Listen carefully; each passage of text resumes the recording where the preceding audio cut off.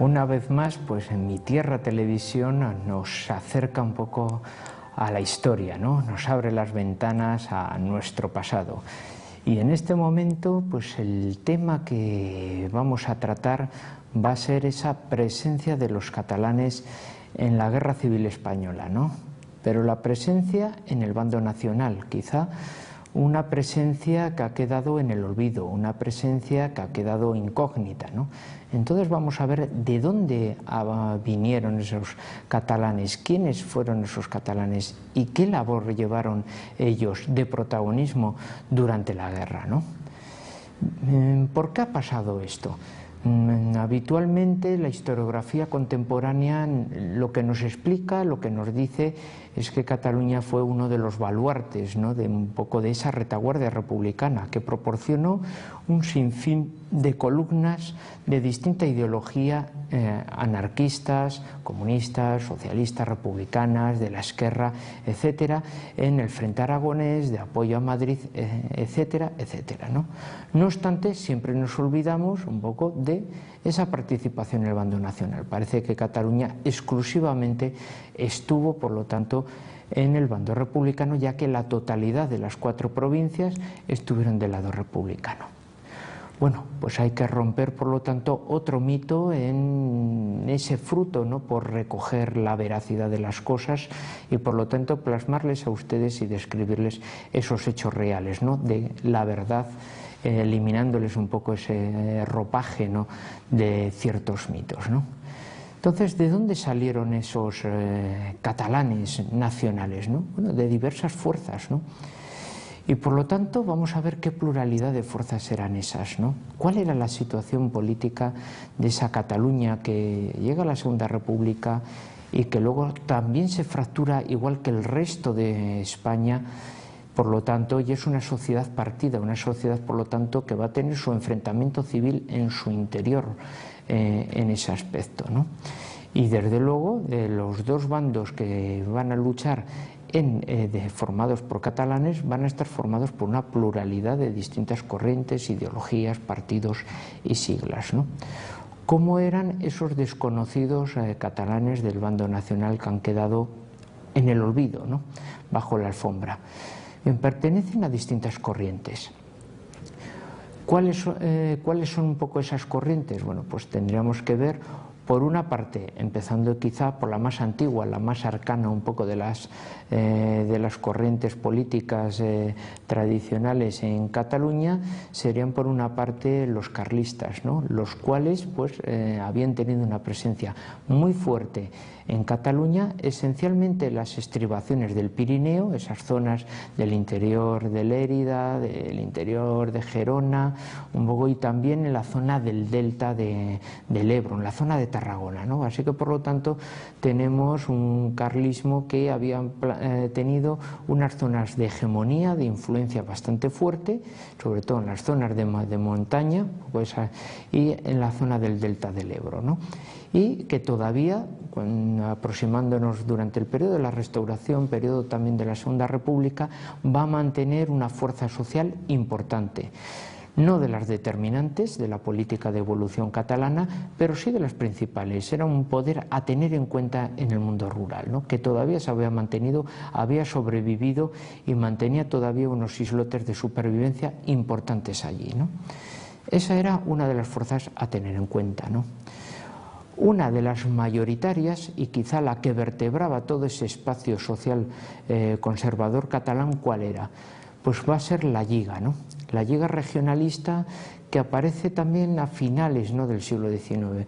Una Lliga en la cual en la actualidad podemos tener algunas reminiscencias, ¿no?, que de vez en cuando nos recuerdan, pues, en algunos mítines, algunos políticos de actualidad. ¿Por qué? La Lliga tiene muy buena prensa, la Lliga ha sido tratada historiográficamente y la Lliga se puede decir que está siendo vendida como un soporte un poco de ese nuevo nacionalismo catalán, de ese nacionalismo catalán con un cierto seni, con un cierto porte liberal, con un cierto toque moderado. Bueno, pues la Lliga, habría que romper el primer mito, desde luego lo que no era nacionalista, ¿no? Otra cuestión es que haya aportado, desde luego, personas de gran influencia, y desde luego por eso todo el mundo quiere hacerse un poco con ese bagaje político, cultural y social que representó la Lliga, ¿no? La Lliga, ¿a quiénes representaba? ¿Quiénes aportó? ¿Y por qué tiene importancia en este momento historiográfico que estamos un poco hablando? La Lliga representaba, podemos decir, el modelo político de las clases medias catalanas. Representaba, por lo tanto, a nivel de ciudades, como especialmente la ciudad condal, Barcelona, un poco ese sector empresarial, ese sector que se va a plasmar su gusto cultural a través del modernismo, pero que a su vez resulta que está protagonizando un poco esa revolución industrial basada en la industria textil, ¿no? En la aplicación del algodón, que ha renovado, ha cogido el relevo a la lana y que está siendo uno de los motores económicos de España, ¿no? Tengamos en cuenta que ese cambio del siglo, del XIX al XX, los motores económicos de España está siendo el hierro vizcaíno, está siendo la industria textil catalana, está siendo también todo el cultivo cerealero del centro de España, ¿no? Así que, por lo tanto, ahí hay como una especie de entente de grupos de intereses económicos donde ese sector empresarial catalán que se basa sobre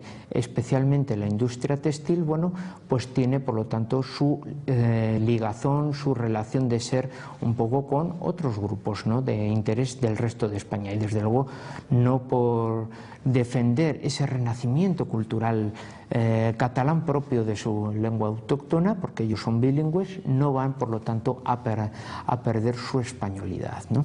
Así que, por lo tanto, tienen esa representatividad, pero también van a tener una influencia a nivel rural. Ellos resulta que van a entrar también en el mundo rural catalán, y sobre todo esos medianos y pequeños propietarios agrícolas con una agricultura intensiva en la zona del Ebro, pero también con esa agricultura un poquitín más extensiva, más cerealera, un poco que se desarrolla en la zona media catalana y que va a abastecer esos mercados locales del cinturón industrial barcelonés. Pues resulta, esa gente, ese mundo rural catalano parlante, va a ser un votante de la Lliga, ¿no? Y que, por lo tanto, van a formar parte de esa clientela de la Lliga. Así que, por lo tanto, sí que podemos estar un poco en el sentido de hablar de que la Lliga era el primer partido de la derecha catalana, ¿no? Un partido que representaba esos sectores empresariales urbanos y también esos sectores propietarios agrícolas, ¿no? Así que, por lo tanto, ellos son los que van a establecer, por ejemplo, alianzas habitualmente con los carlistas para montar esas candidaturas municipales que mantengan más o menos un poco ese perfil regionalista, catalán, pero a la vez integrado en España, dentro, por lo tanto, un poco de ese periodo final del XIX y esencialmente las primeras décadas del siglo XX. Tengamos en cuenta que incluso cuando se llega a la dictadura de Miguel Primo de Rivera, una de las personas más importantes de ese gobierno, el ministro que va a iniciar, a influir uno de los nuevos sistemas modernos que va a ser el corporativismo, va a ser Eduardo Aunós. Eduardo Aunós, uno de nuestros intelectuales del corporativismo, uno de los hombres olvidados en ese sentido, resulta que era un hombre de la Lliga, era el hombre de la Lliga, por ejemplo, en la provincia de Lérida. Así que, como podemos prever, bueno, pues la Lliga va a aportar en ese sentido, bueno, un sinfín de gente importante, ¿no? Su líder carismático va a ser Francesc Cambó, ¿no? Cambó va a ser, por lo tanto, un hombre que va a intentar modernizar España, y modernizar España tomando Cataluña como base. Es un hombre empresario, es un hombre, por lo tanto, que procede del mundo de la economía, y es un hombre que va a intentar regir su partido de la misma manera que una empresa, ¿no? Un poco con esa gerencia, con esa limpieza, un poco con esa labor de gobierno, ¿no? Y en coaliciones, desde luego, pues con los distintos movimientos que él veía, de esa manera con los que podía tener ese mismo espíritu reformador. Esencialmente, Cambó, la amistad con quien la va a tener va a ser con Antonio Maura, así que, por lo tanto, siempre va a tener una amistad fuera de Cataluña muy profunda con el político mallorquín y, por lo tanto, con esos elementos conservadores modernos que tendían hacia un respeto, hacia esa subsidiariedad de los poderes locales, ¿no? Así que, por lo tanto, nunca defendieron o plantearon, por lo tanto, unas políticas de signo nacionalista reivindicativo catalán, sino una defensa en ese aspecto de lo que era Cataluña, pero desde luego siempre integrada en un proceso unitario y nacional de España, ¿no? Y ese era el partido mayoritario, ¿no? Tuvo sus escisiones, desde luego. Los sectores juveniles sí que van a sentir esa deformidad un poco del nacionalismo, van a tender, por lo tanto, a la escisión, y esos grupos son los que posteriormente van a ir aunándose con grupos izquierdistas procedentes esencialmente del republicanismo federal, ¿no? De ahí va a surgir, por lo tanto, un elemento alternativo a lo que era la Lliga, y va a ir surgiendo, por lo tanto, un movimiento republicano, un movimiento que se mueve un poco en la clase media también catalana, y un movimiento además con una intensa reivindicación laicista y tendente hacia el campo de la izquierda. La agrupación de todos esos grupos, la agrupación, por lo tanto, un poco de todas esas tendencias, es lo que formará la Esquerra Republicana de Cataluña, que en la Segunda República es cuando eclosionará como un partido conformado, organizado y con una clientela seria, ¿no?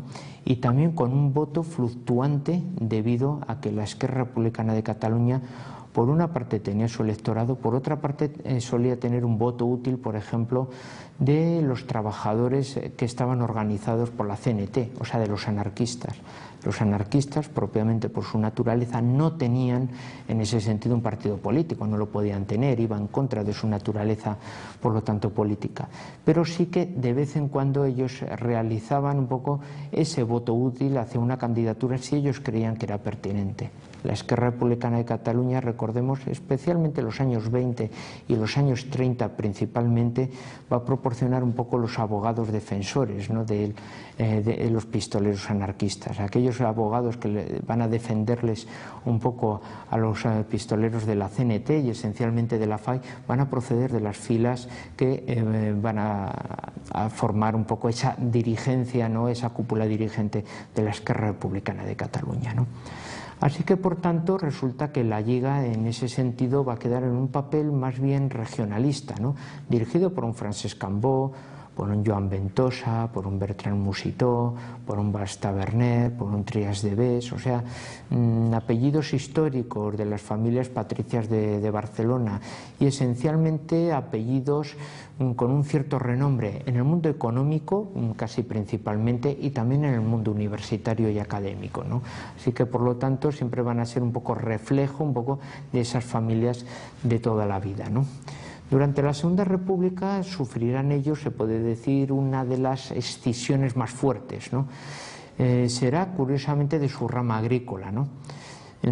Aquel pacto, aquella colaboración que había tenido la Lliga, por ejemplo, con los mauristas, va a ser, por ejemplo, una colaboración que durante la Segunda República la van a mantener con el partido sucesor un poco de ese elemento de la derecha moderada. En aquel momento, en el periodo republicano, será la CEDA, ¿no?, la Confederación Española de Derechas Autónomas.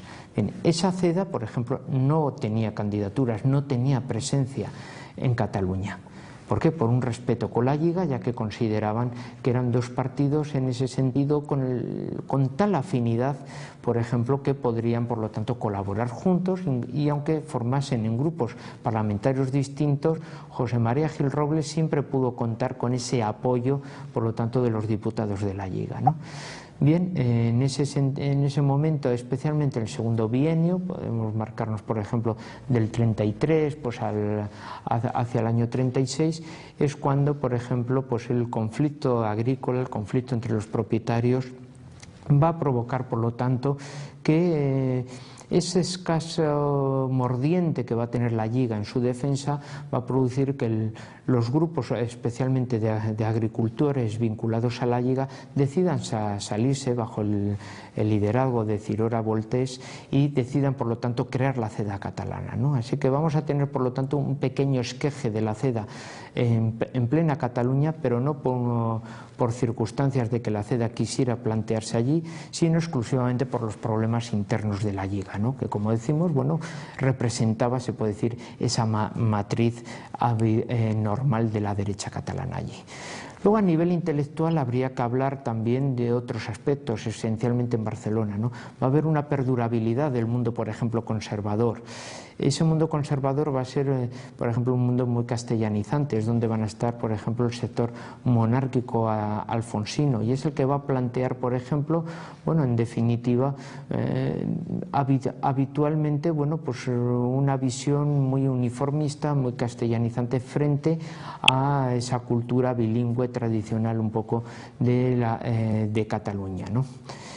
Aparte de ese grupo, luego también va a surgir otro grupo, quizá muy minoritario en número, pero que a nivel cualitativo va a tener una gran importancia, ¿no? Serán en un inicio, por ejemplo, personas vinculadas al mundo de la conquista del Estado, vinculados un poco a las vanguardias literarias, por ejemplo, un Luis Santamarina o, por ejemplo, un José María Fontana, los cuales posteriormente pues acabarán recalando a través especialmente de ese liderazgo de Santamarina en el movimiento falangista que encabezaba José Antonio Primo de Rivera, ¿no? El falangismo en Cataluña va a ser un grupo pequeño, un grupo de unos 300 militantes, pero un grupo de un gran nivel cultural e intelectual, especialmente representados, bueno, pues por ese núcleo un poco de intelectuales, de escritores, etcétera, que estaban relacionados en la Universidad Barcelonesa. Aquí habría que romper también otro mito, ¿no? Porque curiosamente ese grupo de intelectuales falangistas era un grupo bilingüe y era un grupo que también, de la misma manera que utilizaba la lengua española, utilizaba también la lengua autóctona catalana, ¿no? Sin ningún tipo de virajes, sin ningún tipo de problemas, ¿no? O sea, que no eran, por ejemplo, castellanizantes como se les ha intentado vender posteriormente, pues no, eran catalanes que utilizaban su lengua catalana en las zonas donde, por sentido común, debían utilizar el catalán, especialmente en las zonas rurales, mientras que utilizaban la lengua española en las zonas urbanas donde era la lengua mayoritaria, ¿no? La que se utilizaba habitualmente en la calle, ¿no? Así que esas eran un poco ese reflejo de las familias, ¿no? Por lo tanto, cuando estalle el conflicto, cuando estalle la guerra y provoque, por lo tanto, bueno, un gran vacío de poder, y el que en ese momento las milicias pues, de la CNT, bueno, pues inicien, acompañadas un poco por el PON, pues bueno, uno de los mayores momentos de masacres los cuales que se viven, con la eliminación pues casi absoluta pues, de todas las comunidades religiosas existentes en la ciudad condal y en los alrededores. Pueden ser comunidades famosas, los hermanos de San Juan de Dios o la Salle, etcétera, los cuales van a ser exterminados varios centenares de ellos. Tengamos en cuenta que las provincias catalanas van a tener uno de los índices más altos un poco de fusilamientos y de represión en retaguardia. Pues resulta eso va a causar, por lo tanto, una gran diáspora. Se calcula y se dice pronto en torno a 15.000 catalanes los que tuvieron que traspasar las fronteras, tuvieron que refugiarse en Italia, tuvieron que refugiarse en el sur de Francia y finalmente, de manera periódica, fueron entrando a la España nacional durante el conflicto, refugiándose esencialmente en Pamplona, San Sebastián, a partir de septiembre del 36, cuando se había liberado la ciudad de Donostiarra, y luego posteriormente en Burgos, que era lo que ejercía un poco como capital de esa zona nacional, ¿no? Allí los catalanes van a llegar y lógicamente, como decimos, van a representar distintos espíritus políticos, ¿no? Hay miembros de la Lliga en su mayoría, hay algunos miembros conservadores, hay carlistas, hay falangistas, hay desde luego miembros incluso de asociaciones culturales, incluso de la Peña Ibérica. Tengamos en cuenta que muchos de ellos, por ejemplo, habían sido militantes sindicalistas. Los sindicatos libres habían sido formados, por ejemplo, por personas que no querían estar vinculados a la CNT, porque su catolicismo les impedía, por lo tanto, estar dominados por un sindicato anarquista, y habían montado en ese sentido los sindicatos denominados libres por esa circunstancia, y habían sido casi exterminados por orden de Luis Companys, ¿no? Así que también va a haber, por lo tanto, un mundo sindical en el exilio que va a refugiarse en la España nacional, ¿no? También, como decimos, movimientos incluso asociativos, culturales. Tengamos en cuenta que incluso ingenieros suizos extranjeros que habían formado, pues peñas futbolísticas en Barcelona, de ahí surgirá el Club Deportivo Barcelona, pues va a provocar el que la población española de Barcelona tenga que fundar su propio equipo de fútbol, ya que ellos no podían jugar y competir en el equipo de los suizos, ¿no? Por eso los colores blaugranas son los colores un poco en definitiva de un cantón suizo, ¿no? O sea que, como vemos, va a haber sus peculiaridades deportivas, sus peculiaridades culturales, sus peculiaridades políticas, ¿no? Esta masa, esta minoría de 15.000 catalanes exiliados, refugiados en la zona de la España nacional, por lo tanto, va a aportar bastante. ¿Qué es lo que va a aportar? Pues, por ejemplo, quizá uno de los elementos más importantes que aporten al bando nacional, que es muy desconocido, es su aporte cultural, por ejemplo, al efecto de propaganda. Va a ser, por ejemplo, la revista Destino, ¿no? Una de las revistas de mayor calidad que se van a producir durante la guerra, cuyos componentes, los miembros de redacción, van a estar combatiendo en el frente y van a representar toda esa pluralidad perseguida. Su director va a ser José María Fontana, un falangista. Su subdirector va a ser Ignasi Agustí, es un miembro de la Lliga. Ahí va a escribir, por ejemplo, un carlista que va a formar parte del Tercio Montserrat, que es Martí de Riquer, ¿no? Actualmente es uno de los miembros, en fin, autoridad de Cervantes y miembro de la Real Academia de la Lengua, ¿no? Ahí, por ejemplo, se va a reflejar, en definitiva, la intelectualidad catalana. Ahí va a estar Campo de la Filosofía, el máximo representante de la filosofía, Eugeni d'Ors. Ahí va a estar como periodista uno de los padres del periodismo catalán, Josep Pla. Incluso, bueno, pues va a mandar sus colaboraciones quizá pues uno de los artistas más universales catalanes de ese momento, ¿no? Salvador Dalí. Así que casi podemos decir, bueno, pues que el reflejo de todo ese mundo intelectual, cultural catalán va a estar reflejado, por lo tanto, en esa revista Destino, en ese mundo del exilio que va a quedar muy apagado, ¿no? También van a tener una presencia internacional, recordemos, en el campo económico.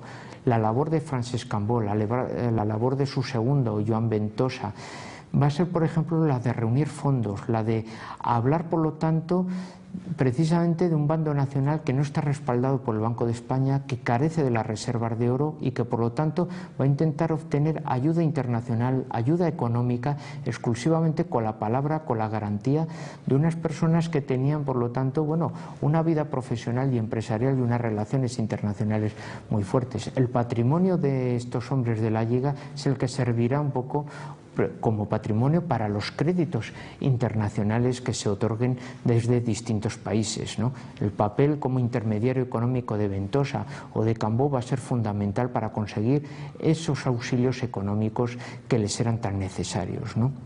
¿Qué otros aportes, por ejemplo, van a tener y que son muy desconocidos? Pues quizá los servicios de inteligencia. O sea, van a ser hombres de la Lliga, representados especialmente por Josep Bertran i Musito, que era el líder parlamentario de la Lliga, el que funde los servicios de inteligencia de la zona del bando nacional, el SICNE, ¿no? Los servicios de inteligencia de la zona norte, donde las órdenes de mando eran en catalán y son los que van, por lo tanto, a crear todo ese entramado de servicios de inteligencia para recabar información del Frente Republicano y proporcionar los informes más detallados, por lo tanto, a las columnas nacionales, ¿no? También ellos van a llevar una labor de propaganda, esencialmente en Francia, ¿no? Ellos van a sacar, por ejemplo, la revista Occident, que va a salir en catalán y en español, para defender un poco los puntos diferentes de sus ideas y plantear, por lo tanto, un poco cuáles eran un poco aquellos planteamientos en los cuales se sustentaban los principios ideológicos del bando nacional y remarcando específicamente un poco el papel represivo en la zona de la retaguardia republicana, principalmente catalana, ¿no? Así que, como podemos prever, ha quedado en el olvido temas bastante importantes, ¿no? Temas, por ejemplo, el aporte importante que tienen en el lado económico, en el lado cultural y en el campo, por ejemplo, de un frente que habitualmente suele ser muy desconocido, ¿no? Como es el de inteligencia, ¿no? Pero no solo eso, podemos decir, bueno, pero es que en primera fila pues no había unidades catalanas. Bueno, se calcula que en torno, ya que decimos que la masa de exiliados era en torno a 15.000, casi unos 10.000 de ellos van a formar parte del Ejército Nacional, o sea que por lo tanto va a haber un aporte importante de catalanes luchando en zona nacional. No van a poder formar unidades propias, va a ser bastante difícil que formen unidades propias, van a llegar a formarse algunas. La más famosa quizá de todas ellas va a ser el tercio de Nuestra Señora de Montserrat, ¿no? Una unidad combatiente de tamaño batallón conformada por los carlistas catalanes refugiados en Burgos, que van a ir reuniendo y recabando un poco simpatizantes, afiliados, etcétera, de la comunión tradicionalista para formar su unidad combatiente, en la cual también van a formar parte muchísimos miembros de la Lliga, ¿no? El mérito del tercio Nuestra Señora de Montserrat, que luchará esencialmente en el frente de Aragón y luego ya en el propio frente catalán, liberando las zonas propias de su tierra, va a ser que va a ser un tercio laureado. Es un tercio que durante la Guerra Civil va a ser aniquilado 2 veces, ¿no? Va a estar en zonas muy expuestas y su capacidad de defensa va a llegar, bueno, a que ese valor numantino sea exterminado por 2 veces y por 2 veces se ha reconstruido, ¿no? Por parte falangista exclusivamente podrán conformar, pues bueno, 3 centurias catalanas, ¿no? Y especialmente en Espinosa de los Monteros. Y ya con esto podemos decir que hemos valorado los puntos quizás esenciales que produjeron los catalanes en la Guerra Civil. Yo les invito, por lo tanto, ahora a una sana lectura después de que hayan visto este programa. Muchísimas gracias y recuerden ver siempre Mi Tierra Televisión. Muchas gracias.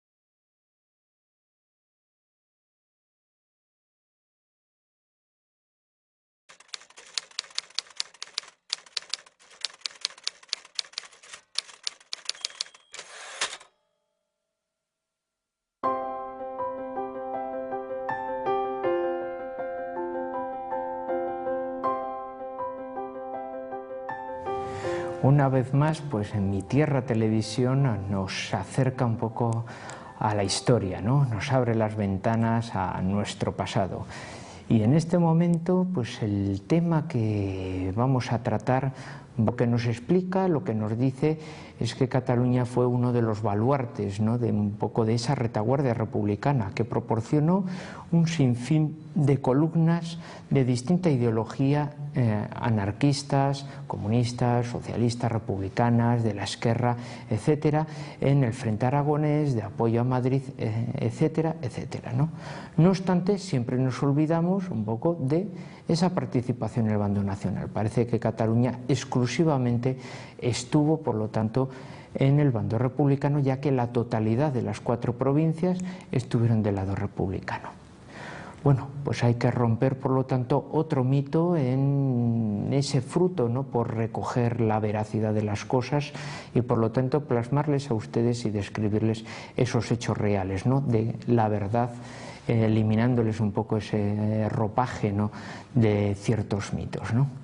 Entonces, ¿de dónde salieron esos catalanes nacionales, ¿no? Bueno, de diversas fuerzas, ¿no?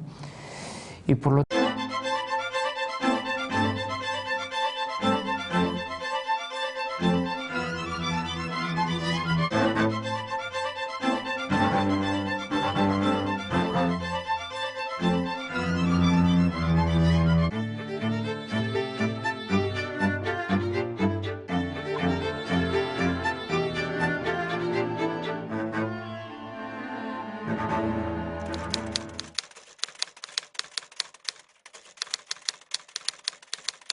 va a ser esa presencia de los catalanes en la Guerra Civil Española, ¿no? Pero la presencia en el bando nacional, quizá una presencia que ha quedado en el olvido, una presencia que ha quedado incógnita, ¿no? Entonces vamos a ver de dónde vinieron esos catalanes, quiénes fueron esos catalanes y qué labor llevaron ellos de protagonismo durante la guerra, ¿no? ¿Por qué ha pasado esto? Habitualmente la historiografía contemporánea